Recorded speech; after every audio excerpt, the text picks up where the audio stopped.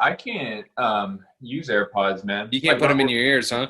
No, like I can if I'm Because sitting you on the got couch nasty I ears. can, but if I'm doing any sort of movement, like if I'm running or anything, they'll fall right out. Well, I use my regular poor man headphones, like the standard Apple ones, and I wrap the cords around my ear. Like I wrap them all around my ear. I plug them in this day. Talk about bootleg. Yeah, for real.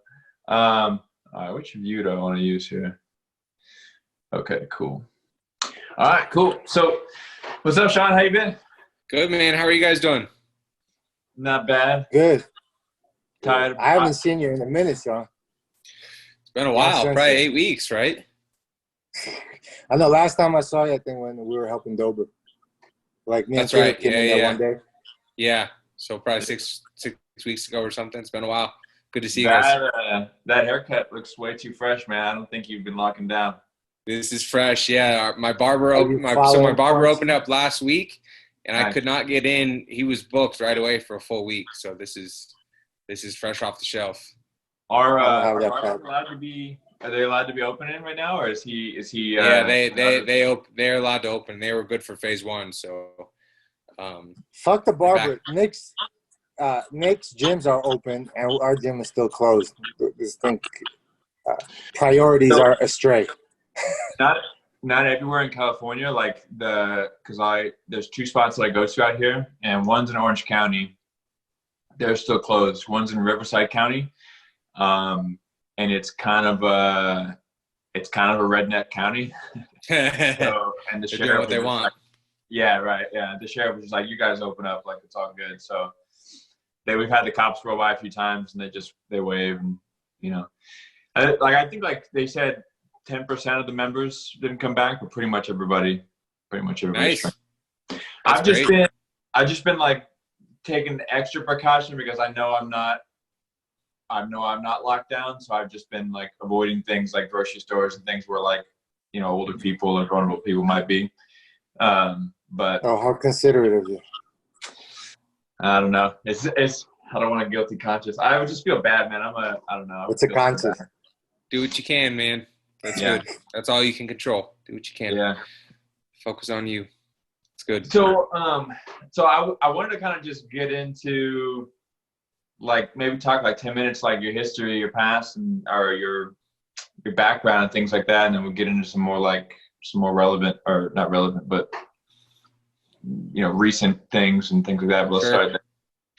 So your background is Muay Thai, right? Did you do MMA or you only competed in kickboxing? Only competed in kickboxing and Muay Thai. Yep. I never did MMA. I wanted to, but when I was competing Muay Thai specifically, I was just kind of focused on that at the time, and I had some goals set for myself that I wanted to achieve there. So I was kind of tunnel vision on that, and striking, as you guys both know, is kind of my passion, I've trained jiu-jitsu. I trained jiu-jitsu for a couple of years. I was training with the MMA team for a little while I was doing Muay Thai. So I've grappled a little bit, but my passion is 100% in striking. So that's kind of what led me down that road, I remember, I believe this was going to be the last fight that you were going to have that it didn't happen right before you retired. When I was in Colorado, I was training at Dwayne's also, and there was this guy there named Casey. And I think you guys were going to be matched up, right? And I didn't know, I hadn't met you at the time. He was like, yeah, this guy named Sean who's supposed to do some elevation. And like how it is, like your buddy's going to fight somebody or something. And then I saw you that first time. I was like, that's that fucking guy right there. There he is. Yeah. Well, I got to know you over time. So what kind of led to that decision? Like what made you want to just get straight into just coaching full time? Yeah, that's a good question. So my last fight was October of 2016. So it's been 4.5 years now almost, since I've Glory, fought. right? For Glory. That was right. Yep. I had goals to continue fighting after that and keep competing. I had some injuries that really set me back longer than I would have liked. And in that time, I watched guys that I had been competing against, you know, kind of on the Muay Thai and the kickboxing national circuit that I had fought. They had fought, you know, I was sitting out for quite a while, and those guys had fought 10, 15, 20 times since then, you know? And I just had to be real with myself and say, look, okay, this is where these guys are, right? This is where you are right now. Injuries will hold you back, right? And at the rate that I was progressing, it just wasn't realistic, really, right? You can always fight maybe on the local circuit, right? You can fight a bum here and there, and you could stay in this game if you wanted to. But where my goals were set as a competitor were much higher than that, just like your guys have been. And I had to sit down and really evaluate the progress that I was making and the amount of time it would take to get there. You know, and that's a tough conversation to have with yourself as an athlete. It took me a while to kind of go ahead. Yeah. Yeah. I think that's a conversation every one of us needs to have. Like, yes. Sooner or later, you got like, okay, what am I looking at here? What are the odds? You have to be completely honest with yourself. Why am I doing it? Yeah, I you know, I know some people that, you know, they just kind of fight here or there. And I don't think I could ever do that. Like, if I'm not going to go all the way, if I'm not going to try, if that's not the goal, then I'm like, why am I even bothering with this? Right. What's the point of hurting your body like that? Exactly. And, you know, that's what I tell a lot of my guys now. And that's the conversation I had with myself. You know, any type of combat sport, you know, in my eyes, Muay Thai and MMA in particular, I think those are the most grueling on your body. If you're not 100% in on your goal and what you're trying to achieve in the sport, then you have to go find something else to do, because this is just too taxing on you physically, mentally, everything else to be able to carry that burden if you're not 100% in and focused on your goals. Even 99%, if there's a seed of doubt that's inside of you, you either need to address that and get back to 100, or you have to go find something else to do, you know? And you'll see guys who are 98, 90% in maybe, and they're like, hey, I need to take some time and reevaluate. And some guys find that fire again, right? And they pursue competition again. Some guys can't find that extra 10% and they decide to take another path, you know? But these sports are just far too dangerous for you not to be in 100%. And that's what you're doing right now. You're giving that 100% into coaching. That's why. Yes. That's why you, when you were cornering my last fight, like everything, the way you arrived to the hotels, like you just made everything so easy for me. All I had to do was just show up. The weight cut, everything was so professional. And then after I knocked my opponent out, Nick had to go home, and then you were so exhausted from being so emotionally involved in it. It's like, look, I get invested in the guys, but I gotta go sleep this.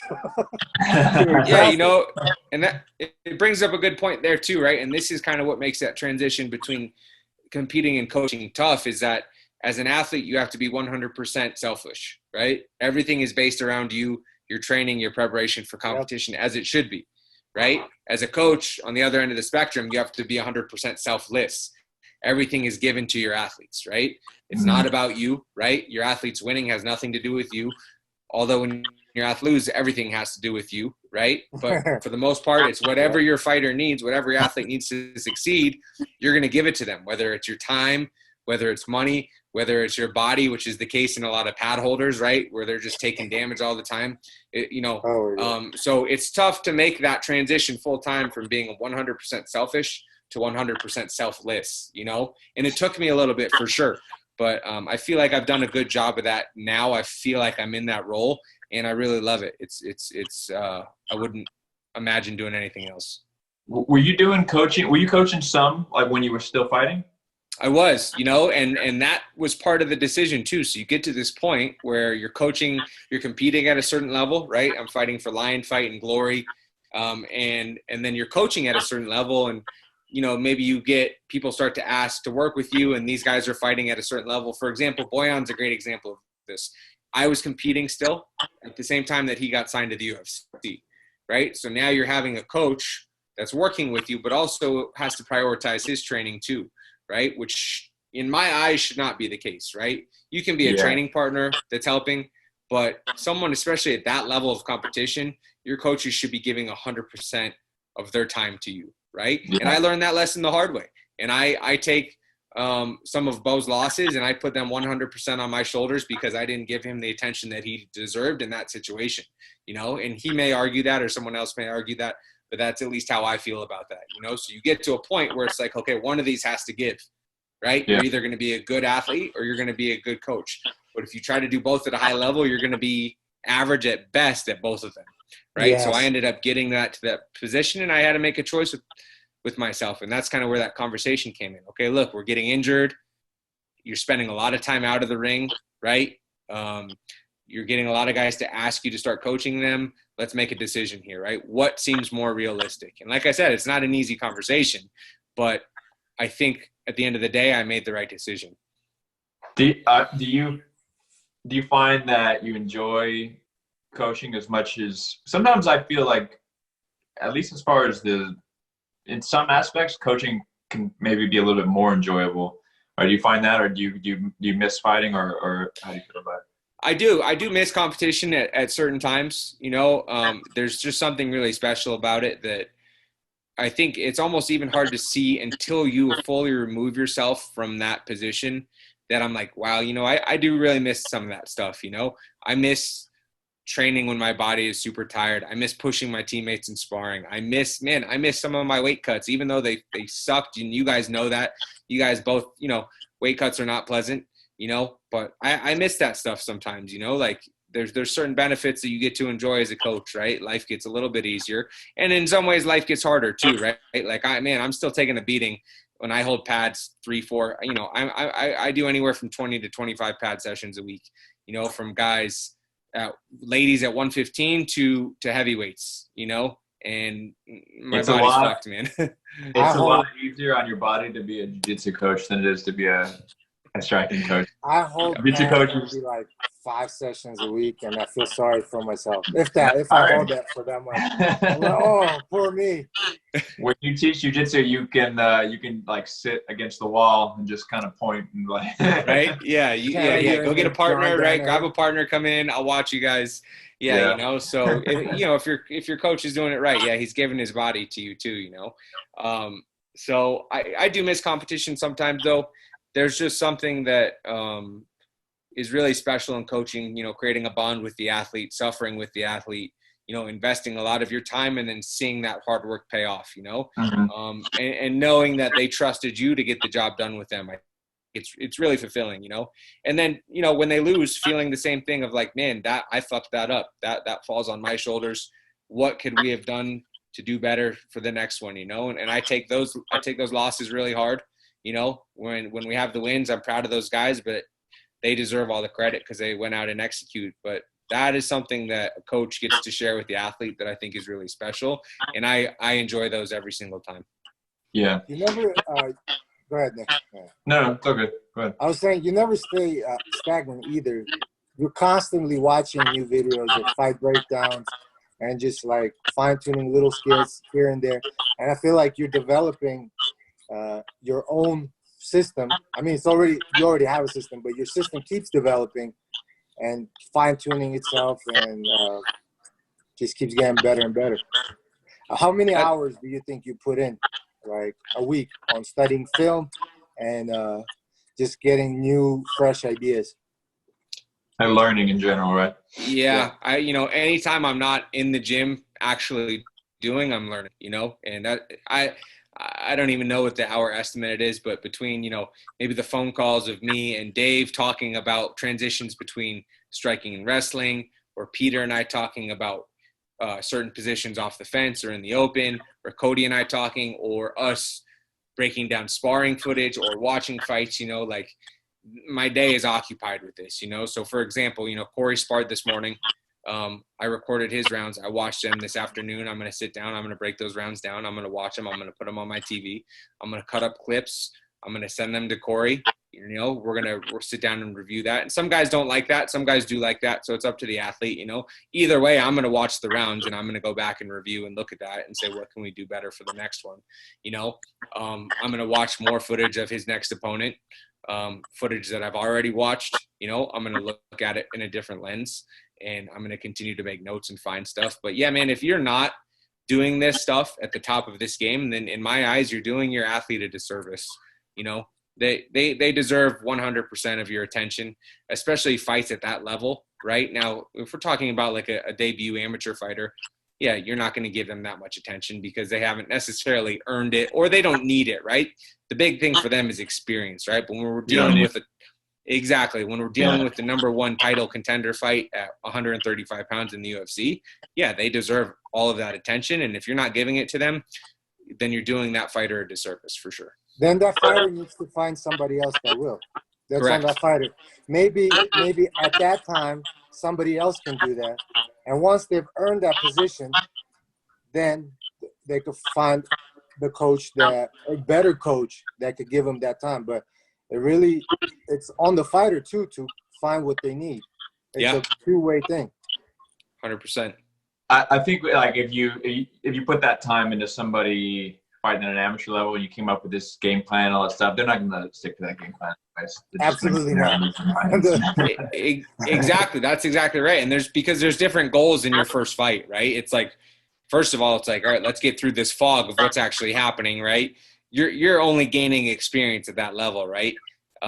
So yeah, you also have to have a coach who is able to be adaptable and be fluid to who they're coaching, right? What level they're competing at, and then give to them the proper tools based on what they're trying to achieve. It's not one size fits all for this, for sure. Yeah. So I would say right now that I don't even think we've said this, but so you're coaching out of Elevation Fight Teams. That's a team that Root fights out of, and then when I was living in Colorado, that's where I was training. For the listeners, so I would say that you guys, I don't know the stats in this, but you got to have one of the highest like win rates in the last couple of years, and the teams that maybe have higher ones, that not as many of those are at the highest level, right? So you guys are like one of the most successful teams out there, maybe the most. Arguably, right? Yeah, I would say so. When I first got there, that was when I got there, like right before the transition from Muscle Farm to Easton was happening, and there was like kind of a change in leadership, and maybe it was just because I was not as like involved or ingrained in the team yet, but it seemed like it was kind of just a lot of people kind of doing their own thing and with different coaches and this and that, and that really kind of changed to more of like, it seemed like it changed to more of a cohesive program, and like in the last maybe 2 years, and I feel like that success like came out of that. What do you feel like is special that you guys have going on right now, and what kind of led to that change, or if that change even happened? Yeah, so that's a great point. That was an interesting time. Before, even when we were at Muscle Farm, what we had there was we had a really cool facility. We had a shiny facility with all the bells and whistles, right? But what we had there was more of a collection of individuals than a team, right? Because some people were there getting paid to train there. Other people were just there kind of taking advantage of the facility and all right, this is an awesome place. We didn't really have a team. We had a group of people training under one roof, maybe under the same name, but not a team. So when we lost that, and I don't even want to say it that way, right? When we split ways with Muscle Farm and we went back to Easton, we did lose some people, right? And for me, I thought that was great because it trimmed the fat a little bit and was like, okay, well, these are the people that are here for the team. And the other people are the ones that were here for the facility and being around the big names. Right. So it really kind of got us back to our roots, right? We went from this, like I said, Muscle Farm, supplements, sponsored, small team here, no sponsorships, small group of people. Okay, let's rebuild a little bit, So we had to reevaluate that as a coaching staff, and say, how can we kind of rebuild this situation? And exactly like you said, I think it really just comes down to the leadership. I think it comes down to the culture that we've created on the team, and really stressing that the team comes first above any one individual and that we are a team. We're in this together. And I think those decisions have kind of what have led us to be successful.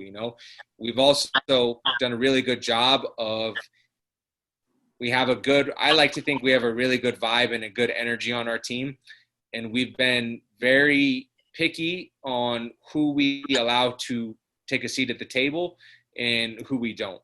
And we've turned down in terms of people coming to train with the team, asking to be a part of the team, right? One of the main criteria is it has nothing really to do with the level of talent. Of course, right? There's a baseline because this is a professional team, right? Yeah. You have to have some semblance of skill, right? But more than anything, you have to fit in with the team, and the team has to fit with you, right? And we've turned down a lot of high-level guys. I don't need to mention any names, but we've said no to people that would bring a lot of light to the team in the past.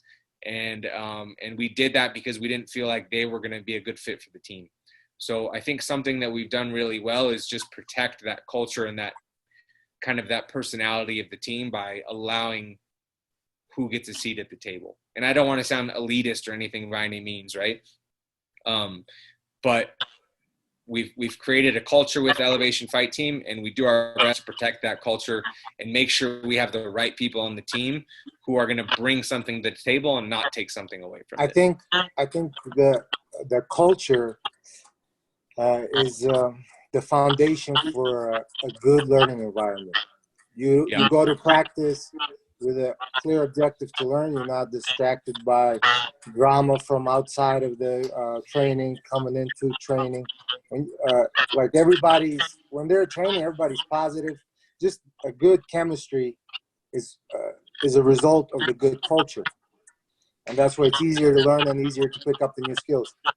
I was saying that the other day. Somebody was asking me about, I don't know, it might have been like when Drew was fighting, somebody was asking me about like, oh, what's it like, you know, or what's training with him like? Does, you know, basically, do these guys hurt each other, you know? And I was like, no, I mean, like, I don't think there's not really anybody that I don't like trust to train with in the right way, or like to like have like the right environment. And they were asking me about it, and I was like, yeah, there's definitely like a lot of that in MMA in general, but I feel like all those guys like get weeded out. For the most part, I didn't realize that it was intentional. What's that? I said, for the most part, I think so. But then those that are dangerous, you know who you're going with, and you know you got to turn up a little more. Yeah. But for the most part, yeah, like you if you wanna, if you're not feeling too good one day and you wanna have like more technical rounds, there's plenty of guys that will provide that for you. If you're close to your fight and you want to bang a little bit, we have those too. So we have whatever you need. Yeah, but I feel like the general vibe is still like, it's, I don't know, it's Absolutely. a team, like it's helpful. Yeah. Even if it's like I've had days where I've gone in there and like I've told you like, hey, like let's pick it up a little bit today, you know what I mean, or whatever. But it's still like in the spirit of like growth and helping. You know what I mean? I feel like the guys that don't have that didn't stick around. Impossible with a team this big to not have like one or two people that will go ham. But like overall, like you said, generally speaking, we're very much team oriented, as in how can we make each other better, and like let's not hurt each other. Let's make each other better. Yeah. Those guys, like you said, those guys are more the exception than absolutely the standard, right? You guys both know it. You know, a lot of MMA gyms, and especially these bigger camps, it's like you go into a sparring day and it's like, fuck, all right, I got to get ready today. I have to be on my A game because someone's going to take my head off, you know? And when you see that, to me, it's like, one, the team is probably too big to where they're just fighting for spots on the team, right? Most of the time it's people that don't even train there regularly. It's people who are just stopping in for camp. They don't have friends there. You know, sparring to them is a fight, right? However, when you have people who are at training every single day consistently with their teammates and building that relationship and that trust, they're going to take care of you, right? Yeah. It's very different than people just coming in and out for 2 weeks, 3 weeks for their camp. You don't know that person. Yeah, that's when you start scrapping with that guy. But, you know, and that just goes back to the culture, like I said, that we created, right? When you require everyone to come to team practice and you make sure it's the same people at every single training session, you know, you're going to build that relationship with the teammates, and they're going to make sure they take care of each other and they're not there to hurt each other. Absolutely. I think that's something we've done well. Yeah, definitely. So let's like to kind of turn a page here a little bit. When we were talking about watching film and game planning and breaking opponents down, what's that process for you like I know everybody has a different way of going about it. So what's your process like? Sure. Yeah. So, once again, it kind of depends on the level of where we're competing. Let's say And for like the highest sure, level. for a UFC level. Yeah. Let's say for one of Corey's opponents, right?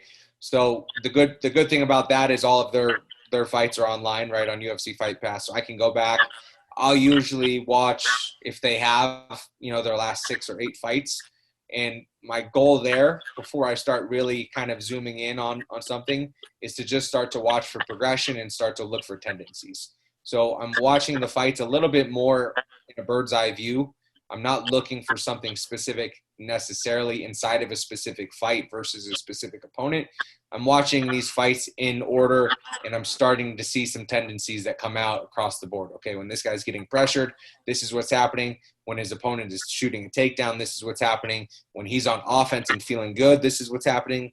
When he's hurt, this is what's happening. And you can start to draw out these overarching things that you see across all of those fights. And those are things that are sometimes tougher to go away because those are the instincts that they're fighting on. So like I said, I'll go through all the fights and start to pick out some common themes that I see. And then after that, I can start to look at things specifically that we're honing in on. Okay, what does his offense look like in the middle of the cage? What does his offense look like against the cage?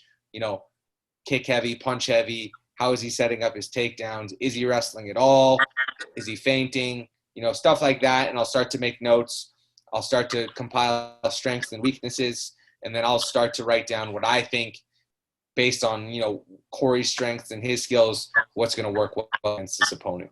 And then once we have all this information compiled, we kind of meet and then we start to implement that stuff in the training camp, But even as we get close to the fight, I'll continue to watch footage just to keep it fresh in my mind. And if I miss something the last 2 or 3 times when I watch that fight, right, I may catch it this time as well. So I'm super familiar with these opponents. By the time we get to the cage and we step in with this guy, I feel like I've been watching him the last 8 weeks. And of course, we're always expecting something different too. But like I said, if this guy has been doing something the last 8 fights, statistically speaking, he's probably going to go to that situation too in this fight if that situation presents itself, So we are able to draw out some of those tendencies.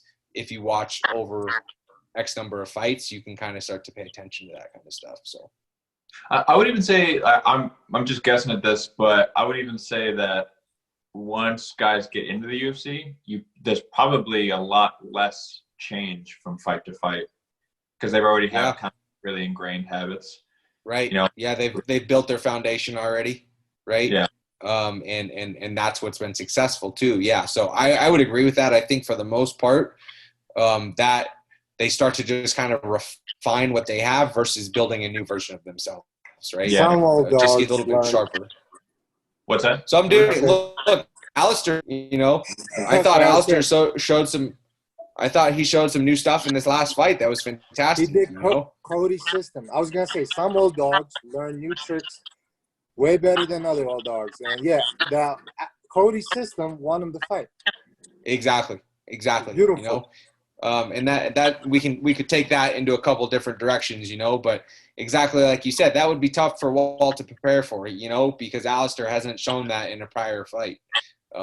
So you always have to take that into account that they could learn something new, but like we talked about before, probably the exception more than the rule. And statistically speaking, Nick, I think you're right. They tend to refine their game a little bit more at this point, as opposed to adding a ton. Maybe unless they're on a 2-fight losing streak, and then we should expect some big changes, something like that, right? Sure. Yeah. But you're looking at odds, tendencies, progression, odds. Well, how can I put the odds in my favor? There's no guarantees. We all know this. Correct. You're always going to get surprised. The only guarantee you have that you're going to be surprised in the fight. What played out with? If I'm being honest, I didn't see Alistair's fight. I just saw. Wow! How dare you? I know. How did what was the game plan and what went down with that? Well, Alistair has fantastic grappling, and that was the goal. That was the plan, was, take Walt down, beat him up on the ground a little bit. Of course, the fight started standing. Walt is a big guy, man. Walt cuts to make weight at the 265 limit. I would imagine on the night of the fight, he must have been 275, 280, and Alistair weighed in at 253. So I can't imagine he fluctuated a ton to the night of the fight. We're looking at least a 20-pound difference on the night of the fight, you know. So they came out, you know, Walt put some pressure and hurt Alistair early in the fight. He got cut, and he was able to defend and recover really well, but it was very close to getting stopped. I thought Dan Miragliotta did a really fantastic job allowing that fight to play out.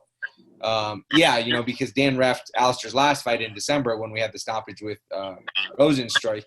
And so he had the main event this last week, and he did a fantastic job. So props to Dan for that, you know. But Alistair was able to recover. He was able to take Walt down.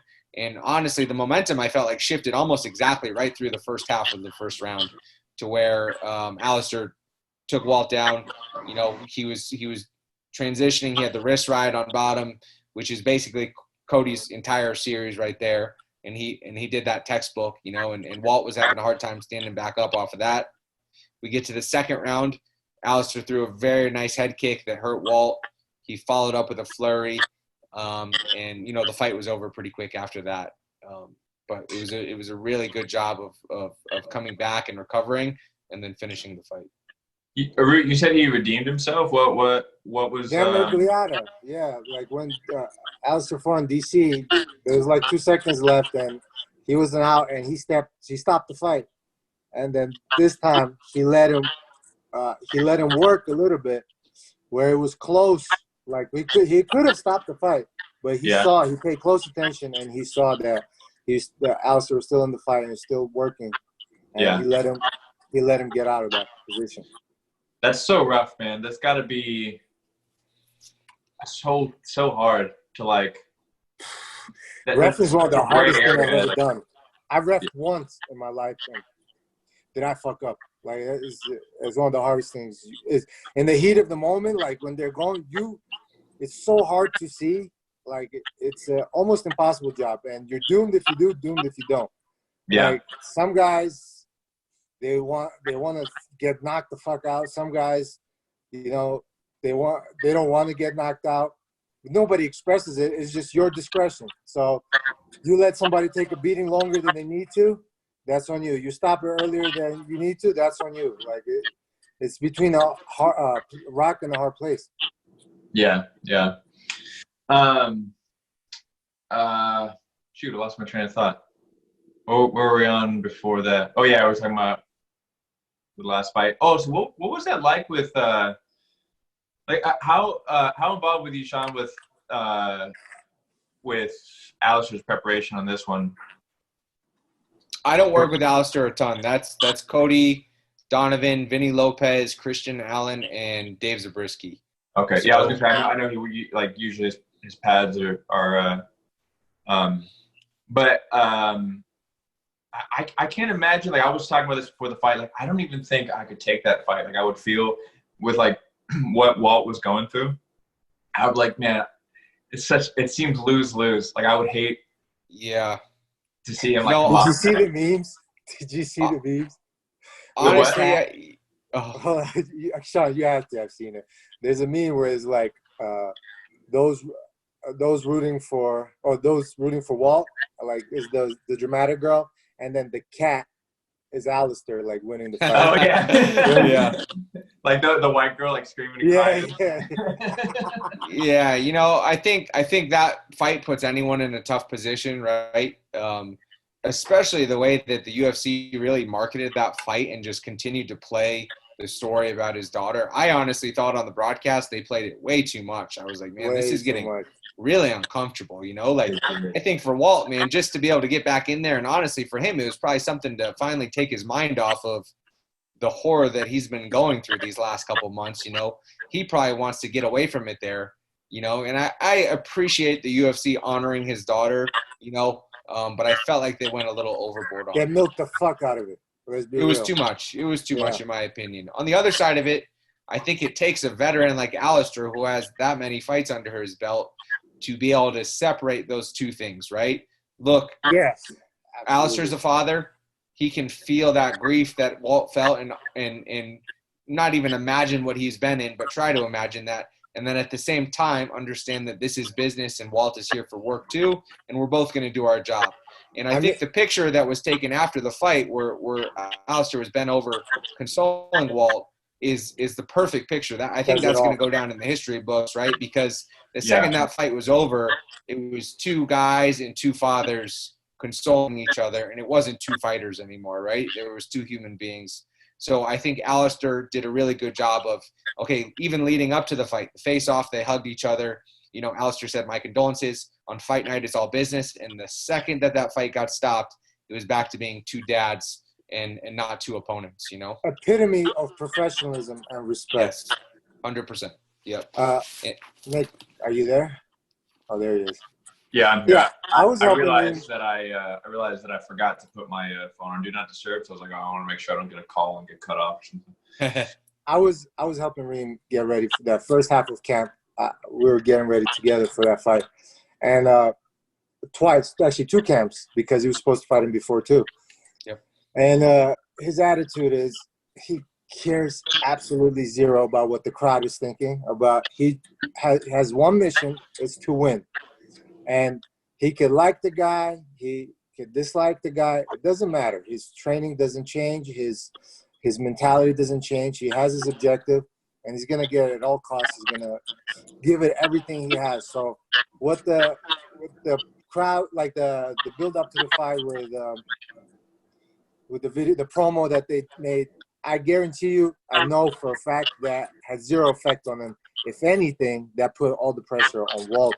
And you saw that when he lost and they stopped the fight and he was down there, like on pretty much in a turtled up position. He just feels like he let himself down. He let his stepdaughter down. Just so much pressure on him, and like it was very disappointing for him. But I feel like at the same time relieving. Like, fuck. I would imagine it's kind of like, it's like, man, you went, you know, sometimes when you're like, you know, like when it rains, it pours, right? But sometimes when you're going through something tough, you're just like, you kind of just want, like, maybe this will be kind of not the light at the end of the tunnel, because obviously he's still grieving about his daughter, but it's like, you just kind of, I want something good to happen. You know what I mean? Right. Kind of like a little bit of sunshine of this mix. And then you're, I don't know. Yeah, that's got to be rough. Obviously I was rooting for Alistair, but I definitely am hoping for Walt to go on a little bit of just on a personal level. I feel bad for him, you know. It's rough. But anyways, so anything you want to touch on? I don't know where we're at time-wise, but I think we're probably somewhere around 45 minutes. You asked us all the questions I wanted to ask, so I think we're all good. This is a great episode. Yeah, cool. Anything you wanna say before we close, Sean?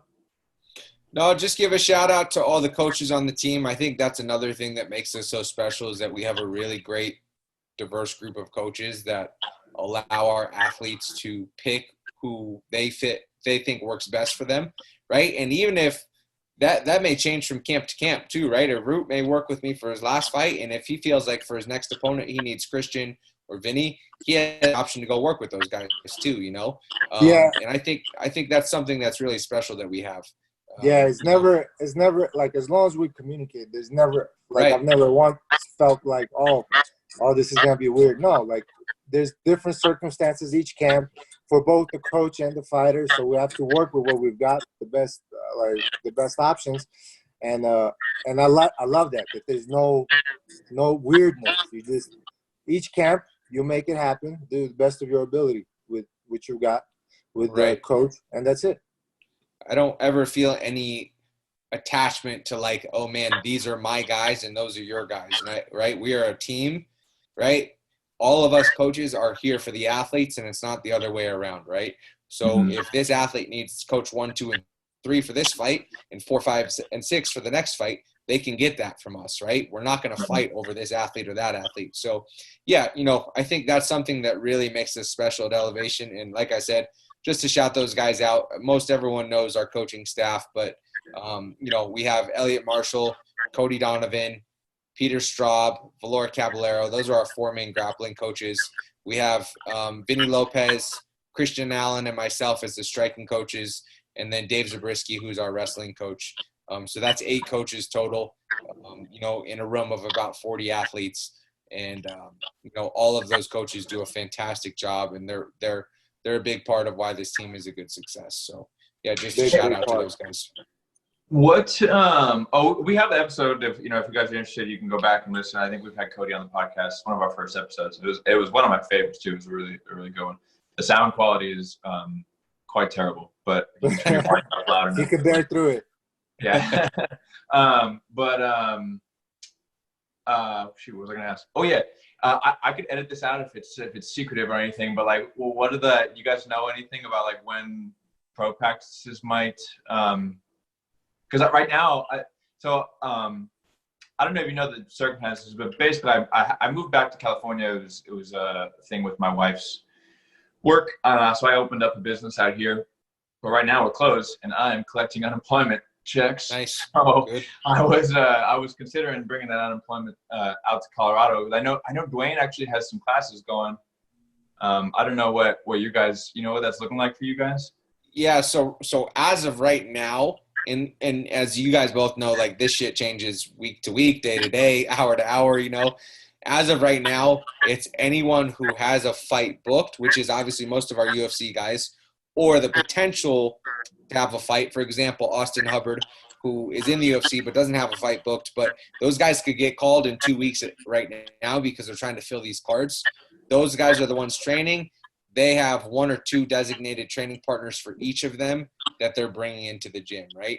So what we're trying to do is and then on top of that, we're splitting the groups up. So it's like heavyweight at this time, the girls are at this time, our lightweights are at this time. So we have a couple different practices because we're trying to limit the amount of people in one location at one time, So we don't have any official team practices right now. But like I said, that could very well change next week, right? I know Colorado may move and progress a little bit more next week on the 26th. So if that's the case, right, because at the end of the day, as much as we like the small groups, we can't run the same practice 5 times a day. It just doesn't, especially when the gyms start to open, right? We are going to have to consolidate these again. So this may change next week to where we can allow a few more people in the room. And if that's the case, we're going to start letting guys train. But as of right now, that's what it looks like. The only people who are training are the UFC guys and their designated training partners. I'm training. I built the gym in my house. Yeah, and look, everyone else should be doing exactly that. You know what I'm saying? Like, because, man, you guys could get the call too, But, for example, like Corey is using Justin Wetzel, and Carrington Banks, and those are the only 2 guys he's been sparring with for this entire camp. And those are the only 2 guys he's been training with. Who's Corey fighting? Not on the record. Or you want me to edit that out? Yeah, that's not. Well, so the tough part right now is that the UFC is not sending out contracts until, like, that fight is June 6th, right? And what is it, May? That fight is like 3 weeks away. They haven't even gotten a contract yet because they don't have a location for the fight. Oh, okay. So the UFC said, yeah, you guys are fighting. And Corey both said, yeah, we're fighting. But they don't have an official contract because they're waiting to get a location for the fight. So right. UFC hasn't announced it yet because of that, but for all intents and purposes, that fight's happening June 6th. Okay, nice. Yeah, I'm hearing that. I was hearing that the UFC was trying to get, instead of like paying for events at Florida, that they're trying to get the Apex Center like approved. Yeah, so right now what we're waiting on is that the Vegas, right? So they were supposed to have a card this weekend, May 23rd. They pushed that to May 30th. And what they're trying to do is get the fights in Vegas. If they can't, they're going to move those to Arizona because Arizona opened up for sports. And then if that's the case, Corey and will fight in Arizona instead on June 6th. If they can get Vegas, then they'll do Vegas on June 6th. So it's like kind of up in the air between those 2 right now. Nice. All right, cool. Well, I think that's it. How can people, follow you, find you on social media, all that stuff? If they maybe find out more information about Elevation if they're in Colorado. Yes, my Instagram is Sean Madden Muay Thai. You guys can follow me there. It's the same on Twitter. No, Twitter is Sean MF Madden. I haven't changed that one yet.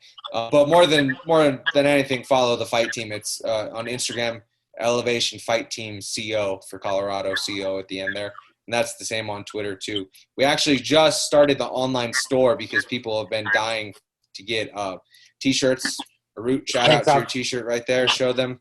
Yep. So those are online. Yeah, we got tank tops on there. We have socks. We got hoodies. So those just got released today. That link is on our Instagram bio. So if people want to go buy some Elevation swag, that is finally available for them too. Cool. Nice.